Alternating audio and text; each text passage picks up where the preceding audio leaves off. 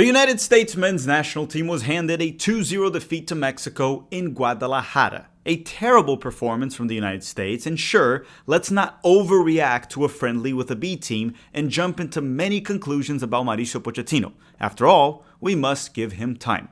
But we can also call a spade, and this performance was crap. It was terrible.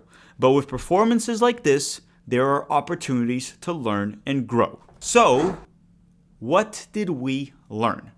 Hi, if you're new here, I'm Filippo, and welcome to Tactical Manager TV, and welcome to the 7 Things We Learned series, where every single day following a U.S. men's national team match, we tell you 7 things that we learned. Now, obviously, there are more than 7 lessons, so you can let me know in the comment section down below, what did you learn from United States 0, Mexico 2?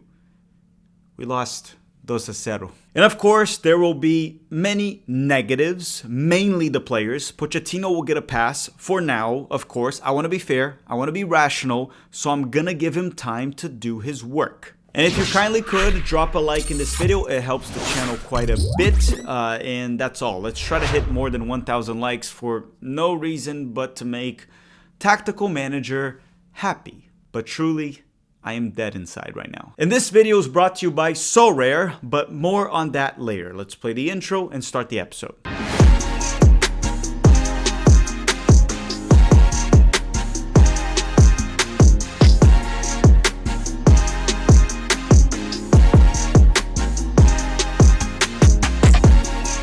Lesson number 1 is pretty easy, pretty straightforward. Our depth was tested and it failed.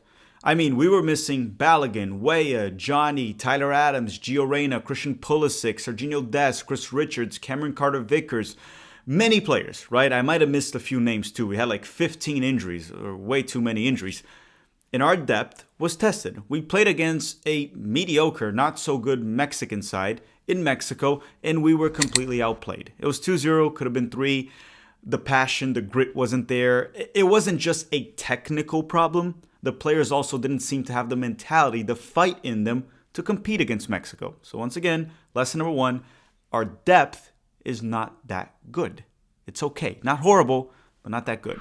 Lesson number 2 is enough of Brenden Aaronson starting. He can't be our 10. It just can't happen. The whole Aaronson pressing 10, it's not working. Even as a winger, it doesn't work, okay? So he can't start for us. If he does start for us, or we need him to start for us because we have an injury crisis like we have now, we're in big trouble. Brenden Aaronson, at best, is a depth piece for us, or a late game sub to harass the opponent when we're trying to hold a result. Lots of hustle, but the rest just ain't there. I said it in the post game, and I'm going to say it again. Having Brenden Aaronson at the 10 and hoping he creates, hoping he provides something on the ball, it's crazy. It's almost as crazy as trying to beat Brock's Onyx with a freaking Pikachu, right? With no iron tail. Think about that for a second, Pokemon fans. It's impossible. You're not going to be able to do it. All right, so yeah, Brenden Aaronson as a 10, it's not working. If Pochettino's going to try to do the whole thing that he put like Conor Gallagher at the 10 and sometimes it worked, it's not going to work.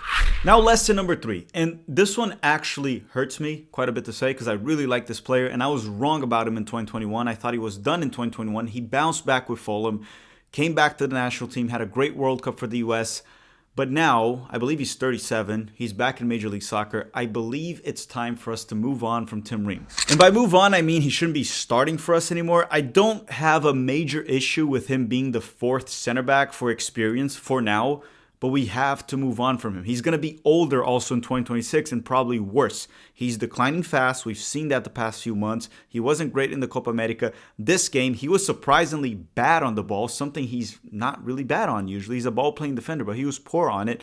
The second goal was on him. He takes the ball from Raul Jimenez, and for some stupid reason, doesn't get rid of it. Raul's able to, kind of like slide tackle into the ball. That leads to Mexico's second goal. And yeah, as much as it hurts to say, Tim Ream has declined so much, he can't be starting for us anymore. And he's probably going to be worse than what he is now in 2026. So time to move on from him. With that said, before we continue, a quick word from the sponsor of this video, Sorare. If you want to play with the special offer, the link will be in the description. We will be back in 90 seconds. Roll the ad. Do you collect sports cards? Do you play fantasy sports? Yes, no, maybe? If you said yes to any of that, I got something for you. And if you said no, you might still want to stick around. Tactical Manager TV is partnering up with SoRare with a special offer. The link will be in the description. In SoRare, you can collect your own virtual cards of your favorite players. And then you may be asking, why would I want to collect virtual cards? Well, you can line them up on 5-a-side games every single week. And if your players perform in real life, you can win actual money, signed jerseys, game tickets, or even more cards to improve your own club. And you can also get unique experiences like a friend of the channel, Fiago, that got to meet Zinedine Zidane. You know what's also cool? They also have the NBA and Major League Baseball. I'm mainly gonna just stick to soccer, but you do you. What I really like about SoRare before we even partnered with them is that they're unlike other fantasy games where you have to pay per play. In SoRare, you pay to get the players you want permanently as cards. And then you can play multiple times using those same cards, at least until the player retires, win rewards if your players perform in real life. You can also buy undervalued player cards for cheap, then hold, use them in the future when they improve or develop, and then you can even sell that card when its value goes up for better ones. Or just keep the money yourself. If you sign up with the link in the description of this video, you will get $50 in credit to buy your first cards. Again, the link will be in the description. Use that link to make sure you get the special offer. Play with responsibility. All right, enjoy. Lesson number 4, and that is we're done with Miles Robinson. Like, not even a roster player. He should not be with the U.S. men's national team. This guy is done. He's not good on the ball, so he doesn't offer anything on the build-out. He can't pass into midfield. He can't dribble into space. This guy was losing headers to Huertas. Huertas is like 5'6", 5'7". He's shorter than me. Miles Robinson is 6'2", 6'3", and he is actually supposed to be good in the air, and he wasn't. He was poor in the air. The second goal, that was mostly on Tim Ream. It was also pretty bad on Miles Robinson. Slow reaction, poor reaction, terrible reaction, actually. And he had an embarrassing nutmeg. There were so many bad moments from Miles this camp. And this was a player, it's not just about this game with Miles Robinson, right? We didn't want him for a long time. This was just more evidence. My point here, which mostly should agree at this point, no more Miles Robinson. We have to move on from him. Lesson number 5 is, I don't know if this is a lesson, actually. I don't think I learned anything. I'm just very confused about it right now. There's something off about Malik Tilman. And I don't know what to say. The guy is very talented. He's also very good for PSV. And even in the game against Mexico, sometimes when he had the ball, you could see that the talent was there. The first touch, being able to be press resistant. But it seems like he doesn't care. Too casual, sleepy. And I don't know, is anyone going to challenge Reina for that spot at the 10? Tilman clearly isn't it. At least he doesn't care, or doesn't seem to care, or doesn't want to be it. Brendan Aaronson, we know he's not good enough. So I don't know, maybe play Weston McKennie as a 10 in November while Gio Reyna's injured. McKennie's goal dangerous. He can pick a pass. He can combine. Sure, he's not a legit 10, and he's not going to play like Reyna as a playmaker, but maybe McKennie will play as a 10 in November. I don't know. We have the U.S. men's national team abroad series every Monday that we track these players in Europe. So if you're new here, we release those episodes every Monday if you care. And if you're old here, you will know that we talk about Tilman every week. And he is playing well for PSV. We watch those games. I don't get it. There is something off about Tilman. And I can't figure it out. Maybe I'm just stupid. Lesson number 6 is something that I've been screaming and saying for quite some time, even in the Berhalter era. And I'm going to say it again. The U.S. men's national team has to improve in transition. In games like this, for example, where we lacked talent and we were the inferior opponent for most of the game, you have to at least know how to defend for your lives and strike in transition. We struggled to defend for a good portion of the game, and we were never a threat in transition. That was an issue in the Berhalter era. That is an issue once again. And even when we have our best players in the World Cup, if we want to make a deep run, we will be the underdogs eventually, at some point in a knockout round.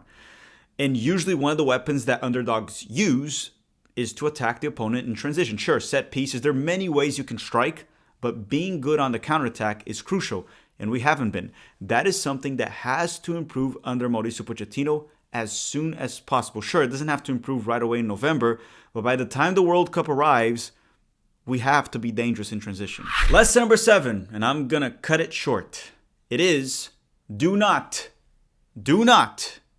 panic. It's not all doom and gloom. It was a poor camp, but it can be considered good depending on what Pochettino learned and how much progress we make in the next few camps. I talked about this in a postgame. It's kind of like episode 7 of Star Wars, right? The Force Awakens. So let's pretend this camp was The Force Awakens, right? The Force Awakens alone as a setup movie was a good movie, Star Wars Episode 7. But for it to be considered good over the long term, it relied on Episode 8 and Episode 9 being good. Episode 8 and Episode 9 were shit. So that made Episode 7 shit. Now, Pochettino's camp wasn't good. If the next few camps and obviously World Cup, Gold Cup, everything that's coming after is crap, then this camp was crap because it was terrible and we didn't learn anything from it. It wasn't good to set up. It wasn't good for anything. Now, if Pochettino learns from this camp, gets the data, and we see progress in the months to come, this was not a bad camp. There's no reason to panic. Be optimistic. Julian Nagelsmann struggled early on with Germany, and Germany looks much better right now. I'm not saying Pochettino is Julian Nagelsmann, but what I'm saying is trust and believe in our coach, all right? And if you believe he's a good coach, trust the process that it will get better. I'm going to choose to remain optimistic for now. It's the first camp. It was a B team. There's no reason to panic. Be optimistic.